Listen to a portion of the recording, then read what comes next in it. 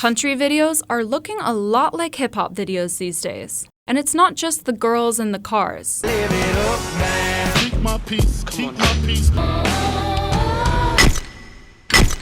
For example, you might recognize this type of low-angle shot because it's been a signature of rap videos since the 90s. And dance moves like this, straight out of hip-hop choreography. As for the music itself, well, country's sounding a lot like hip-hop too. You've got trap beats, 808 kick drums, So won't you ride with me, ride with me? rap-like rhythms, What you know about picking off a blackberry? even beatboxing. So why is Nashville borrowing so heavily from hip-hop these days? It turns out the two genres share a long history. And in today's music landscape, country artists have strategic reasons to embrace hip-hop sounds and aesthetics. I'm gonna take my horse to the old town road. I'm gonna ride till I can't no more. Country's drift toward hip-hop started in the late 2000s, with a wave of so-called country rappers. Just listen to the rapid-fire delivery of Colt Ford, USA, Chevrolet, Dodge, and Ford. Raising a little hell and praising the Lord. Jason Aldean, Honey drippin' honey from the holler in Kentucky. Get you flippin' kinda trippy like a Mississippi hippie. and Blake Shelton. Well, the boys round here don't listen to the Beatles run old Bo Cephas through a jukebox needle. See how they all spit their lines like they're rapping? This first generation of new country acts paved the way for another crop of singers with hip-hop inspired cadences. Makeup on your face, try to hide the pain. All the lies that look like the truth.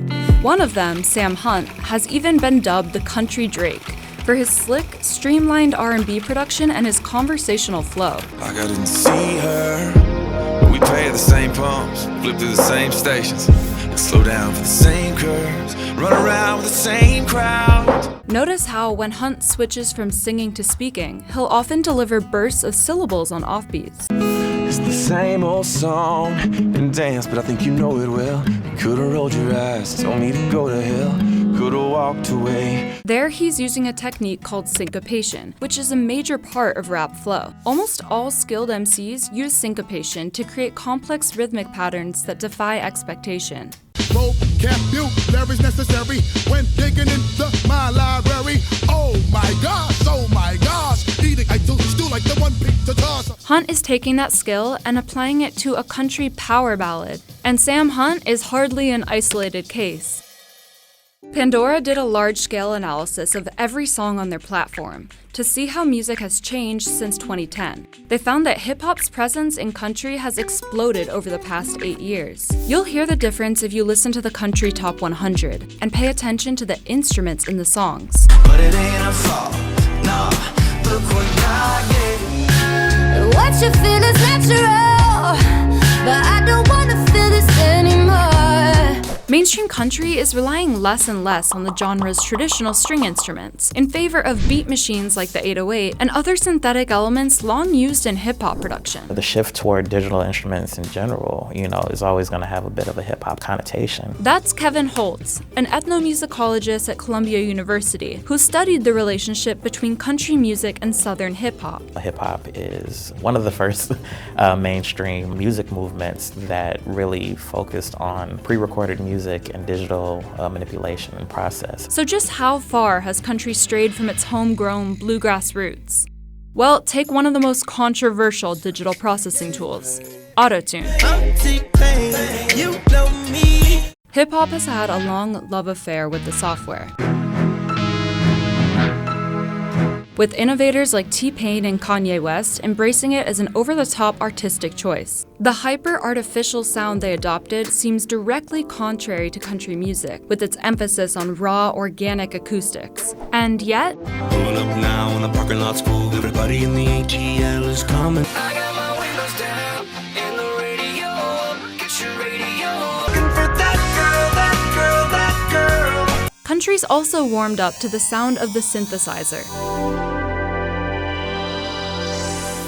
Like Auto-Tune, synth has had a major presence in hip-hop since the early 90s, when pioneering producers like Dr. Dre used it to make that whistle sound. now associated with West Coast G-Funk. You would rarely hear much synth in mainstream country until about 5 years ago, when country songs started getting synthier and synthier. A trend that's backed up by actual data. But hip-hop's most pervasive mark on country is in these clap or snap tracks, drum machine loops that use canned finger snaps or hand claps to emphasize the even beats of the song. That's the second and fourth beats of each measure. About you, but I never come into this spot on a Thursday before 10 o'clock. These are the backbeats you're used to hearing in hip-hop and R&B. You can't do it like me, I'm by myself. I do it so good, I don't need nobody else. That was absolutely the central beat of the hip-hop subgenre snap. So like D4L or some late Yin Yang Twins. It's clear that Nashville artists are replicating hip-hop methods of storytelling, and that applies to their look as well as their sound.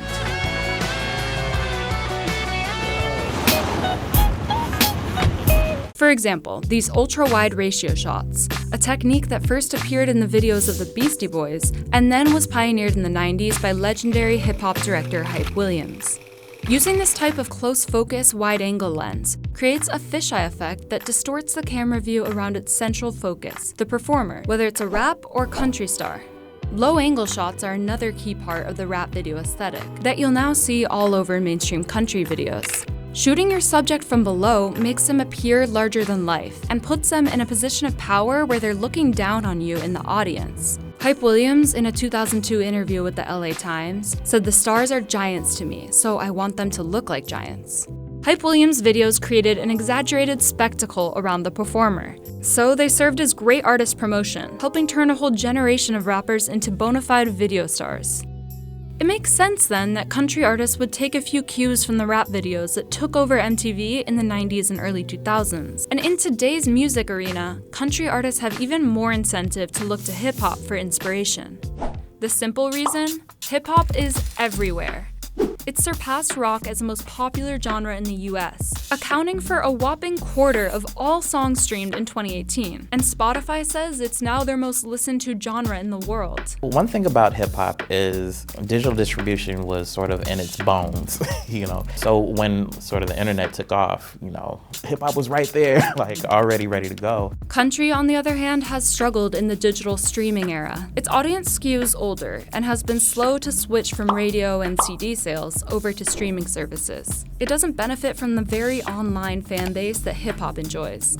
And the more purist forms of country music can have limited appeal among younger listeners. Country artists looking to cater to a more open-eared audience might blend hip-hop flourishes into their music in the hopes of making it more stream-friendly. The idea of who your audience might be has completely blown up. Maybe my country experience is more baseball cap than cowboy hat. People are creating their own radio experiences, and so at any moment somebody might jump from alternative to hip hop to heavy metal. So there's this question of how do I create music that speaks not just to my locality. As we saw in 2019, one potent strategy for catapulting country songs into the mainstream is through memes and viral dances taking over platforms like TikTok. It's time to shine. Gonna do the two-step, then cowboy boogie. Grab a sweetheart and spin out with 'em. Do the hold down and get into it. In April 2019, country newcomer Blanco Brown released a series of videos aimed at creating a dance challenge around his single The Get Up.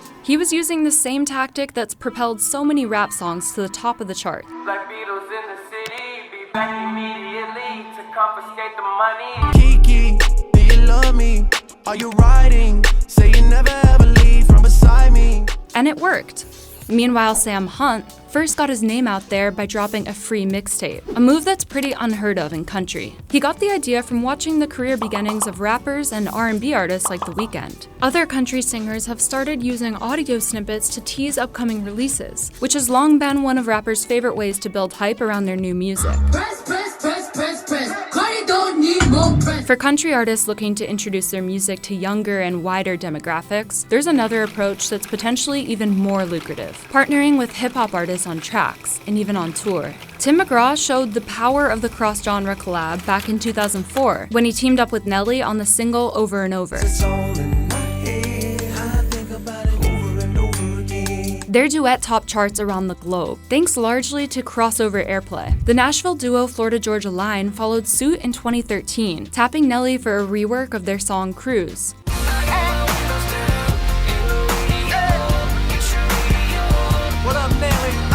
The original single had climbed to number 16 on the charts, but then dropped off the Hot 100, until the new version with Nelly was unveiled a few months later. With the rapper on board, the Cruise remix surged all the way up to the top 5 on the charts, where it proved its long-term staying power. These country rap connections may have seemed far-fetched to some listeners at the time, but the boundaries between country and hip-hop were never that cut and dried to begin with. And without hope.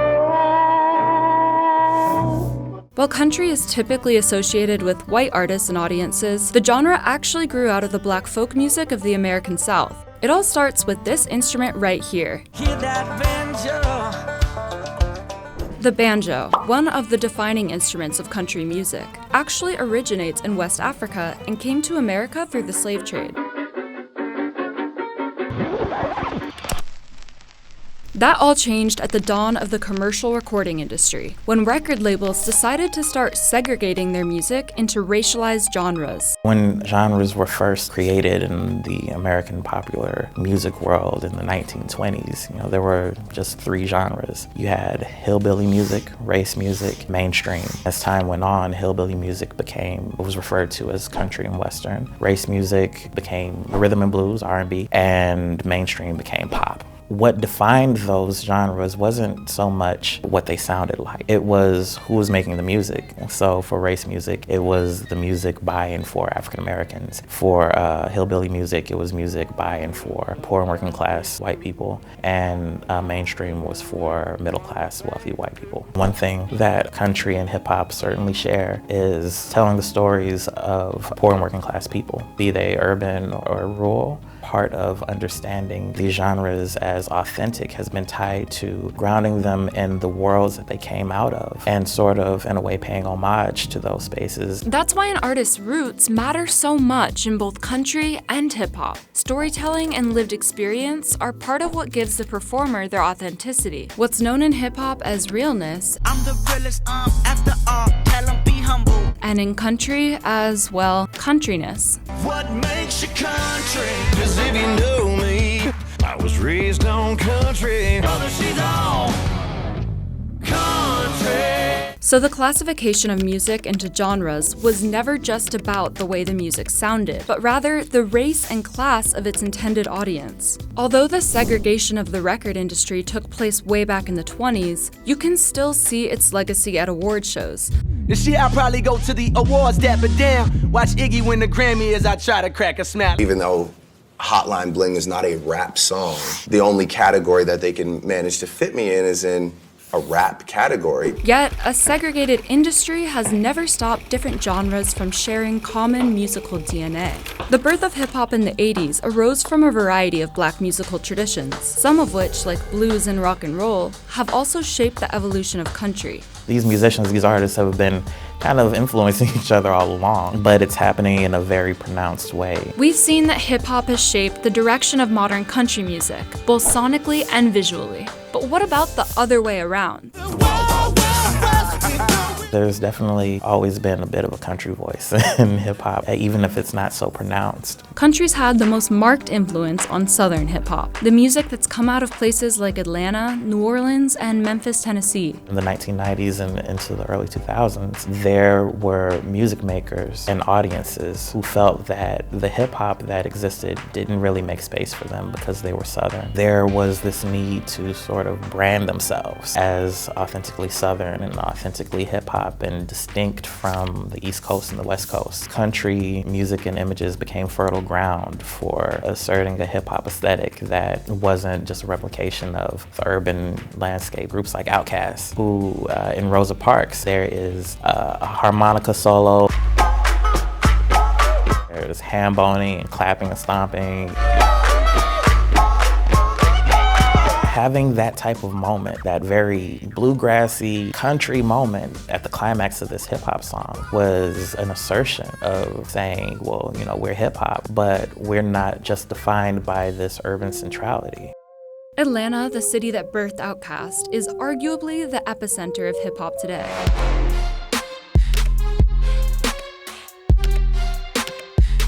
Home to pioneering artists like Young Thug, who's freely experimented with country trap melodies in his music.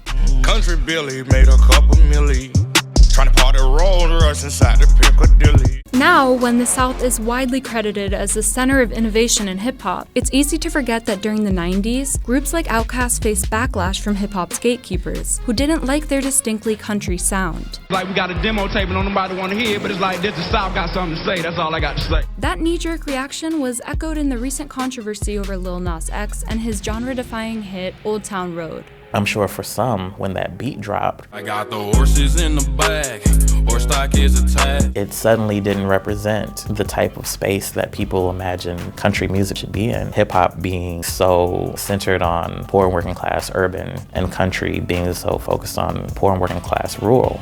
Those differences can seem like this huge barrier, and now it's a barrier that's much more permeable than before. So why does this genre mingling always seem to create so much controversy? Some fans worry that genre distinctions will eventually erode completely, and all forms of music will blend together into a bland, undefined monogenre. And that's, I think, one of the fears that sort of underlies that position, is that when genres start to hybridize, is that they lose their potency and meet somewhere in the middle, and there's no discernible flavor to either. But as we know, you add two flavors, you might get a unique flavor. You know, it doesn't necessarily have to turn into nothing.